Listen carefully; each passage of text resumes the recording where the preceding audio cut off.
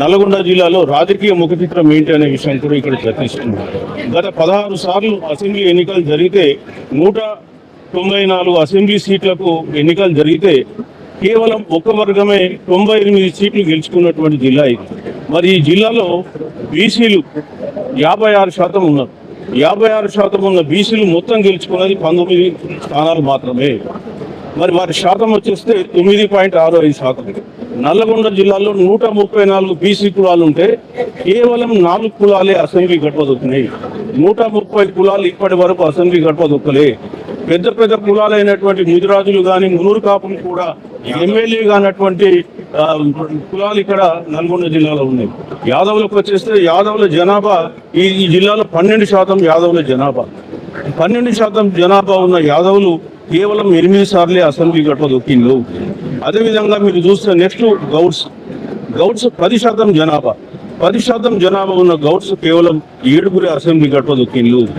అదేవిధంగా నెక్స్ట్ పద్మశాలి వర్గం 3 సార్లు ఒకే ఒక అతను మన కొండ లక్ష్మణ్ బాపూజీ గారు ఈ స్థానం నుంచి ఉన్నారు.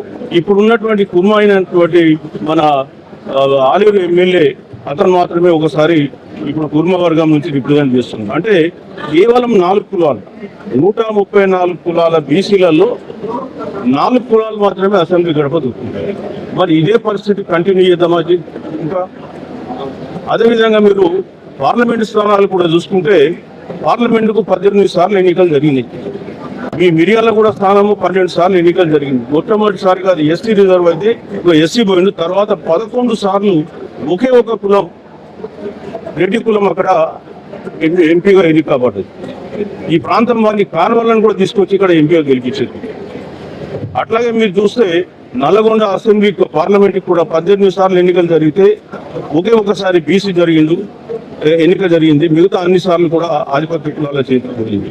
మరి ఈ పద్ధతి కంటిన్యూ కావాలన్నా మరి మనం ఏం చేద్దాం? భవిష్యత్తు ఏంటి? మరి బీసీలకు రాజకీయ అధికారులు ప్రాతినిధ్యం అవసరం లేదా? కేవలం అగ్రవర్ణాలను మోయడానికి మనం అందరం ఇక్కడ ఉన్నామనే విషయం గురించి చర్చించడానికి ఇక్కడ బీసీ ఇంటెలెక్చువల్స్ ఫోరం తరఫున మీటింగ్ పెట్టాం.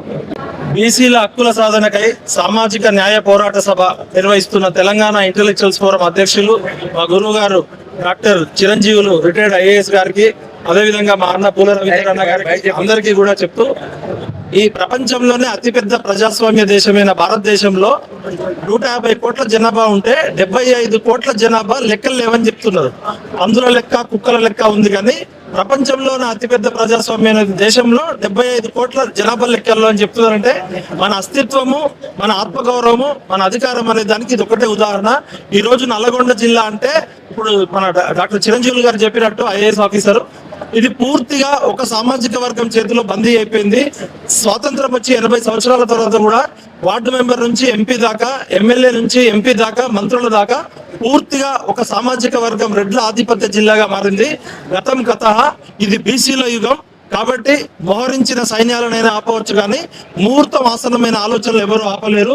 విక్టర్ హ్యూగో గారు ఏ విధంగా అయితే చెప్పారో, ఈ రోజు చిరంజీవులు గారి ఆధ్వర్యంలో తెలంగాణ మేధావులు, రచయితలు, కవులు, కళాకారులు, ఉద్యమాలు, జన్ ఆల్ఫా అందరు కూడా వచ్చారు.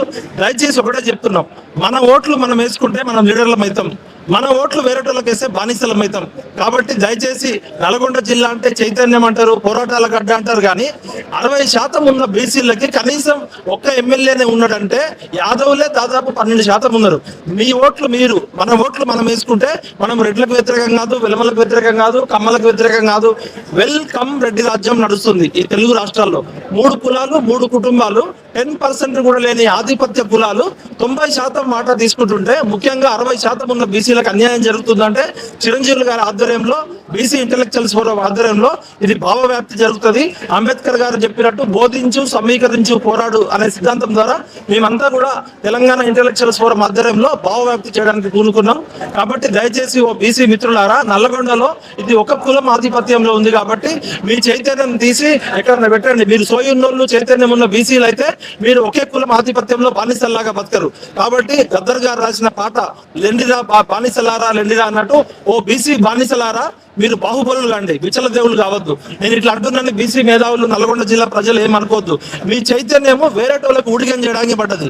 నల్గొండ జిల్లా చైతన్యం అంతా రెడ్లకి, వెలమతురలకి, అగ్రవర్ణాలకి ఊడిగం చేసే చైతన్యం వదిలిపెట్టి మీ ఓట్లు మీరు వేసుకోండి, గుర్తించండి, గౌరవించండి, భాగస్వాములు చేయండి. అంబేద్కర్ గారు చెప్పినట్టు అడక తినే జాతులకి, ఆత్మగౌరవం లేని జాతులకి రాజ్యాధికారం ఎప్పటికీ రాదు. మీ ఓట్లు మీరు వేసుకుంటేనే మీరు అంబేద్కర్ని గౌరవించినట్టు. జై పూలే, జై అంబేద్కర్. ఈరోజు మరి రిటైర్డ్ ఐఏఎస్ బీసీల హక్కుల సాధన కొరకు పోరాటం చేస్తున్నటువంటి పెద్దలు చిరంజీవులు గారు, తెలంగాణ ఉద్యమంలో తనదైన శైలిలో పనిచేసినటువంటి తెలంగాణ విఠల్ గారు, బీసీ పెద్దలు రామరాజు గారు, శేఖర్ గారు, మిత్రులందరికీ నమస్కారం.